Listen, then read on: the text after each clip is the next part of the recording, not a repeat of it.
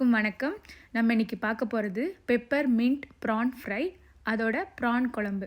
இதை எப்படி பண்ணுறது தான் பார்க்க போகிறோம். அதுக்கு முன்னாடி இந்த வீடியோ பார்த்துட்ருக்கேன் நீங்கள் நம்ம சேனலை சப்ஸ்கிரைப் பண்ணலைன்னா கீழே இருக்க சப்ஸ்கிரைப் பட்டனையும் பக்கத்தில் இருக்க பெல் ஐக்கானையும் ப்ரெஸ் பண்ணுங்கள்.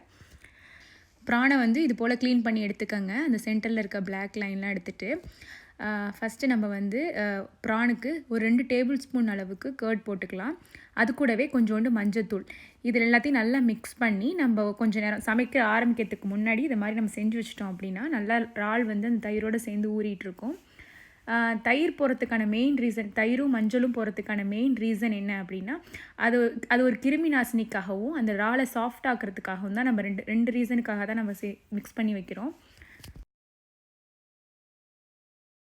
ஃபஸ்ட்டு நம்ம ப்ரான் குழம்பு தான் வைக்க போகிறோம். அதுக்கு ஒரு பேனில் எண்ணெயை ஹீட் பண்ணிக்கோங்க. ஒரு 3 டேபிள் ஸ்பூன் போல் போட்டுட்டு அது கூட பட்டை, கிராம்பு, ஏலக்காய் வேணுன்னா நீங்கள் போட்டுக்கலாம், இல்லைன்னா ஸ்கிப் பண்ணிக்கலாம். பட்டை, கிராம்பு, பிரியாணி இலை போட்டு நம்ம தாளிச்சிக்கலாம்.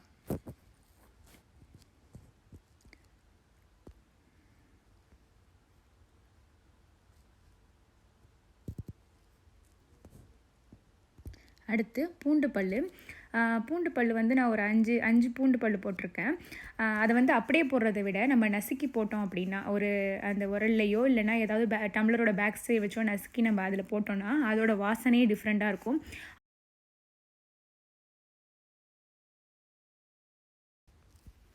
பூண்டு நல்லா வதங்கட்டும். ஒரு ப்ரௌன் கலர் வர அளவுக்கு கொஞ்சம் லைட்டாக வதங்கட்டும். பூண்டு வதங்கினோன்னே சின்ன வெங்காயம் ஒரு 10 சின்ன வெங்காயம் போல் நான் இந்த மாதிரி பொடியாக நறுக்கி வச்சுருக்கேன். அதையும் போட்டு நம்ம வதக்கிக்கலாம். பொதுவாகவே நான்வெஜ் குழம்புக்கு நம்ம சின்ன வெங்காயம் யூஸ் பண்ணோம் அப்படின்னா ரொம்ப டேஸ்ட்டாக இருக்கும். பெரிய வெங்காயத்துக்கு பதிலாக நம்ம சின்ன வெங்காயத்தை இந்த மாதிரி கட் பண்ணி யூஸ் பண்ணோன்னா அதோட வாசனையும் டேஸ்ட்டும் ரொம்ப சூப்பராக இருக்கும். வெங்காயம் வதங்குறதுக்கு நான் கொஞ்சம் சால்ட்டு போட்டுக்கிறேன்.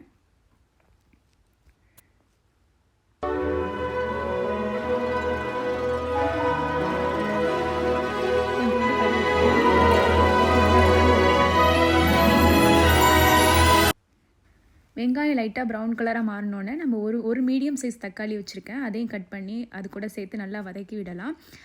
இந்த மாதிரி குழம்பு, நான்வெஜ் குழம்போ இல்லை குழம்பு, ரசம் இதுக்கெல்லாம் அந்த ஜூஸியாக இருக்க நாட்டு தக்காளி யூஸ் பண்ணோம் அப்படின்னா அந்த தக்காளியோட சாறு நல்லா இறங்கி நம்மளுக்கு குழம்புக்கு நல்ல டேஸ்ட் கொடுக்கும்.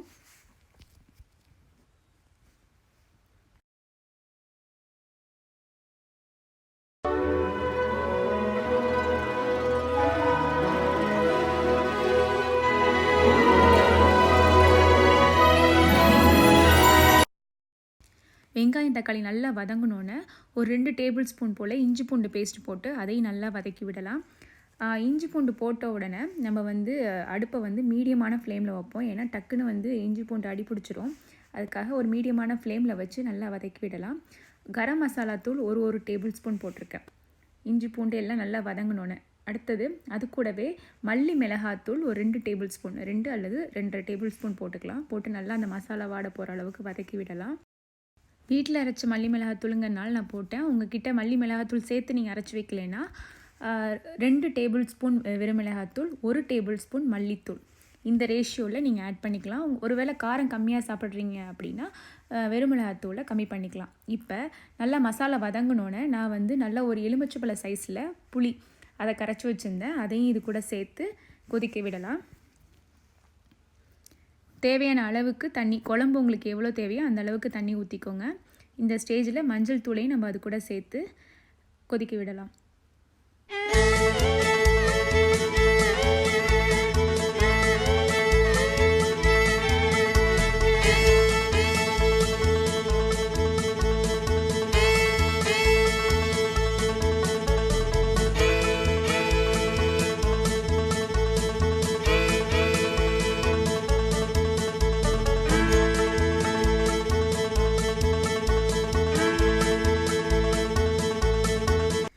குழம்பு நல்லா இந்த மாதிரி கொதி வர அளவுக்கு வெயிட் பண்ணுவோம். அப்போ தான் புளியோட அந்த பச்சை வாடை போகும்.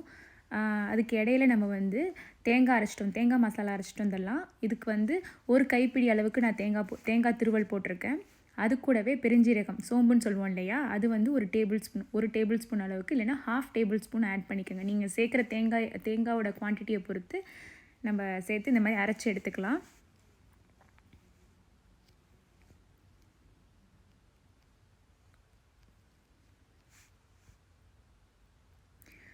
நல்லா குழம்பு கொதி வந்து அந்த புளியோட பச்சை வாடை மாறினோன்னே நம்ம அரைச்சி வச்சுருக்க தேங்காய் மசாலாவை இதில் சேர்த்து கொதிக்க விடலாம்.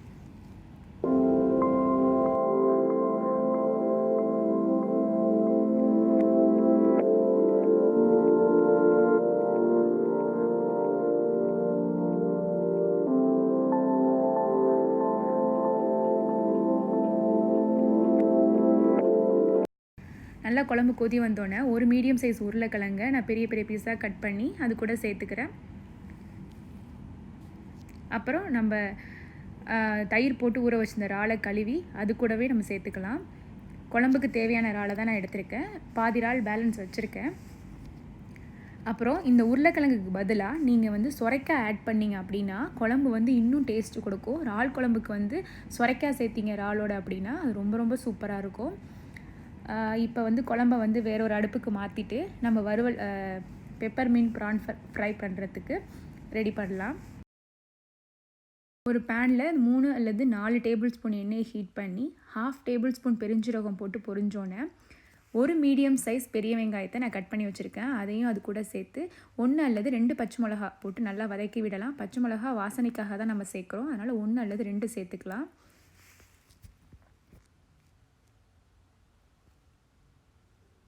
வெங்காயம் இது போல் நல்லா ப்ரௌன் கலராக மாறினோன்னே 1/2 தக்காளி நான் பொடியாக நறுக்கி வச்சுருக்கேன், அதையும் இது கூட சேர்த்து வதக்கி விடலாம். ப்ரான் வறுவலுக்கு கொஞ்சம் பெரிய வெங்காயம் கூட சேர்த்துட்டிங்க அப்படின்னா நல்லாயிருக்கும், டேஸ்ட்டு மசாலா டேஸ்ட்டு நல்லாயிருக்கும். அப்புறம் ப்ரான் வறுவலுக்கு தேவையான உப்பு சேர்த்துக்கலாம். உப்பு சேர்த்தா சீக்கிரமாக மசாலா வதங்கும் நம்மளுக்கு.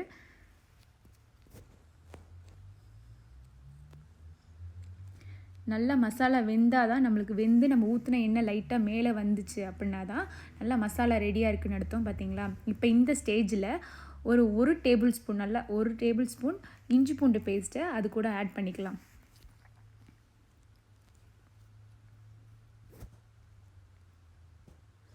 ஆட் பண்ணி அதையும் நல்லா வதக்கி விட்டு அந்த எண்ணெய் லைட்டாக மேலே வந்துருச்சு அப்படின்னா அதுதான் பதம். அப்போ தான் வந்து பச்சை வாசனை எல்லாமே போயிடுச்சு, மசாலா ரெடியாக இருக்குது அப்படின்னு அர்த்தம். இது நல்லா வதங்கிட்டு இருக்கட்டும், அதுக்கு இடையில நம்ம வந்து பெப்பர்மின்ட் மசாலா போய் அரைச்சிட்டு வந்துடலாம்.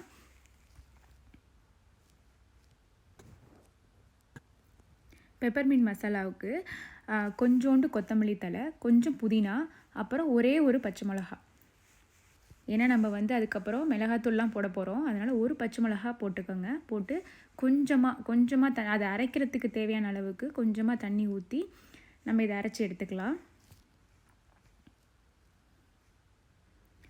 இப்போ மசாலா ரெடி ஆகிடுச்சு. இந்த ஸ்டேஜில் நம்ம அரைச்ச அந்த பெப்பர்மின்ட்டை இதில் ஆட் பண்ணி வதக்கி விடலாம். இது போட்டோன்னே நல்லா க்ரீன் கலராக மாறிடுச்சு பார்த்திங்களா? நல்ல வாசனையுமே ரொம்ப சூப்பராக வருது. நீங்கள் செஞ்சு பார்க்கும்போது உங்களுக்கு கண்டிப்பாக தெரியும். இது நல்லா போட்டு மசாலா வதக்க விடலாம். அது கூட 1 டேபிள் ஸ்பூன் சோம்புத்தூள் பெருஞ்சீரகத்தூள் ஆட் பண்ணிக்கலாம். 1 டேபிள் ஸ்பூன் ஜீரகத்தூள் போட்டு இது எல்லாத்தையும் சேர்த்து நம்ம வதக்கி விடலாம். அப்புறம் கொஞ்சமாக பெப்பர் தூள், ரொம்ப போட வேண்டாம், ஒரு 1/2 டேபிள் ஸ்பூன் போல் போட்டிங்கன்னா போதும். நீங்கள் காரம் ஜாஸ்தியாக சாப்பிட்றவங்களா இருந்தால் கூட போட்டுக்கலாம். அது கூடவே வெறும் மிளகாத்தூள் 1 டேபிள் ஸ்பூன் ஆட் பண்ணியிருக்கேன். அப்புறம் கொஞ்சோண்டு மஞ்சத்தூள், இது எல்லாத்தையுமே போட்டு நல்லா வதக்கி விடலாம். தண்ணி வந்து கொஞ்சம் கூட ஊற்றக்கூடாது மசாலாவில். அப்புறம் ஒரு 1/2 டேபிள் ஸ்பூன் போல் கரம் மசாலா தூள் ஆட் பண்ணியிருக்கேன். எந்த ஒரு இடத்துலையுமே நம்ம தண்ணி ஊற்றாமல் நம்ம அந்த எண்ணெயிலே வெந்தால் தான் மசாலா டேஸ்ட்டாக நல்லாயிருக்கும். மசாலா நல்லா வதங்கின உடனே நம்ம தயிரும் மஞ்சளும் போட்டு வச்சுருக்கேன் அந்த ப்ரானை வந்து இது கூட சேர்த்துக்கலாம். அந்த தயிர் கூடவே தான் நம்ம மசாலாவில் சேர்க்க போகிறோம். குழம்புக்கு மட்டும்தான் ப்ரானை கழுவிட்டு நம்ம குழம்புல போட்டோம். இதுக்கு வந்து அந்த தயிரோடு தான் சேர்த்துக்கணும், அப்போ தான் டேஸ்ட்டு நல்லாயிருக்கும். நீங்கள் நல்லா ட்ரையாக வேணும் அப்படின்னு நினச்சிங்கன்னா தண்ணி சேர்க்க வேண்டாம். செமி கிரேவியாக வேணும் அப்படின்னா கொஞ்சம் இறால் வதங்கினோன்னே அதை பார்த்துட்டு அதுக்கப்புறமா தண்ணி ஊற்றிக்கோங்க. ஏன்னா பொதுவாக இறால் வதங்கும் போது கொஞ்சம் தண்ணி விடும். நான் தண்ணி ஊற்றலை, ஆனாலுமே லைட்டாக தண்ணி விட்டுருக்கு பார்த்திங்களா? இதை கொஞ்சம் லைட்டாக சுண்ட விட்டோன்னா நம்மளுக்கு நல்ல ஃப்ரையாக ரெடி ஆகிடும். அந்த ஒரு க்ரீனிஷ் எல்லோ எல்லாம் கலந்த மாதிரி நல்லாயிருக்கு. நம்மளோட குழம்பும் இப்போ ரெடி ஆகிடுச்சு. ஊற்றின எண்ணெய் எல்லாமே மேலே வந்திருக்கு.